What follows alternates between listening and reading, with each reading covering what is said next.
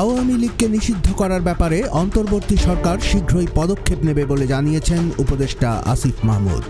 এ বিষয়ে রাজনৈতিক দলগুলোর মধ্যে এক ধরনের ঐকমত্য তৈরি হচ্ছে জানিয়ে তিনি বলেন, দলগুলোর মধ্যে ঐকমত্য তৈরি হলে সরকারের জন্য যে কোনো সিদ্ধান্ত বাস্তবায়ন করা সহজ হয়। অন্তর্বর্তী সরকারের 6 মাস পূর্তি উপলক্ষে বাংলাদেশ সংবাদ সংস্থাকে দেয়া এক সাক্ষাৎকারে স্থানীয় সরকার, পল্লী উন্নয়ন ও সমবায় মন্ত্রণালয়ের উপদেষ্টা আসিফ মাহমুদ সজীব ভুঁইয়া এসব কথা বলেন। বিএনপির পক্ষ থেকে আওয়ামী লীগ নিষিদ্ধের যে দাবি উঠেছে তাকে তিনি সাধুবাদ জানান উল্লেখ করে জুলাই গণ অভ্যুত্থানে নেতৃত্ব দেয়া বৈষম্য বিরোধী ছাত্র আন্দোলনের অন্যতম এই সমন্বয়ক বলেন, 5 আগস্টের পর জনগণের আকাঙ্ক্ষা ও চাওয়াকে প্রাধান্য দেওয়াটাই সকলের মূল লক্ষ্য হওয়া উচিত। আসিফ মাহমুদ বলেন, বিচারিক প্রক্রিয়া ছাড়াও 4টি আইন রয়েছে যেখানে সরকার নির্বাহী আদেশে যে কোনো দলের বিরুদ্ধে ব্যবস্থা নিতে পারে। তবে এটির আইনি কাঠামো কী হবে এ বিষয়ে সরকার এখনো সিদ্ধান্ত নেয়নি। তিনি আরও বলেন, বিচারিক প্রক্রিয়ায় স্বাভাবিকভাবেই জুলাই আগস্টের গণহত্যার সঙ্গে স্বৈরাচারী আওয়ামী লীগের সম্পৃক্ততা প্রমাণিত হবার কথা।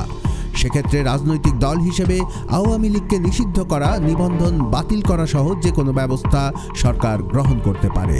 তবে বিষয়টি আইনের বাস্তবায়নের সঙ্গে যুক্ত। সেক্ষেত্রে সরকার প্রয়োজনীয় সব প্রক্রিয়া অনুসরণ করেই আওয়ামী লীগ নিষিদ্ধ করার চূড়ান্ত সিদ্ধান্ত নেবে। উপদেষ্টা বলেন, বাংলাদেশের জনগণের চাওয়ার প্রতিফলন ঘটাতে এ ব্যাপারে দ্রুতই পদক্ষেপ নেবে তাদের সরকার।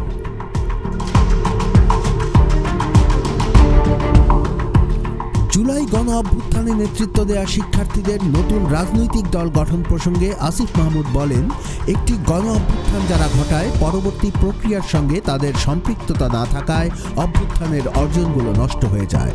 90-এর গণ অভ্যুত্থানের পরেও মানুষের গণতান্ত্রিক অধিকার প্রতিষ্ঠিত হয়নি। 24-এর গণ অভ্যুত্থানে নেতৃত্ব দেয়া অনেকেই কোনো রাজনৈতিক ব্যাদানে যায়নি উল্লেখ করে তিনি বলেন, বর্তমানে তাদের ভেতরেও রাষ্ট্র গঠনের স্পৃহা তৈরি হয়েছে। এই শক্তিকে সংহত করার জন্য একটি রাজনৈতিক দলের প্রয়োজনীয়তা রয়েছে বলে মনে করেন তিনি। ছাত্রদের দলে সরকারের কোনো প্রতিনিধি থাকবে কিনা এমন প্রশ্নের জবাবে উপদেষ্টা আসিফ মাহমুদ বলেন, এই সরকার একটি সুষ্ঠু ও নিরপেক্ষ নির্বাচন আয়োজন করার দায়িত্ব নিয়েছে। পাশাপাশি রাষ্ট্র সংস্কার এবং ফ্যাসিস্টের বিচারের দায়িত্ব তাদের উপর অর্পিত হয়েছে। সেক্ষেত্রে কোনো ধরনের সাংঘর্ষিক পরিস্থিতি যেন তৈরি না হয় সে বিষয়ে সর্বোচ্চ সতর্ক থেকেই সিদ্ধান্ত নেওয়া হবে।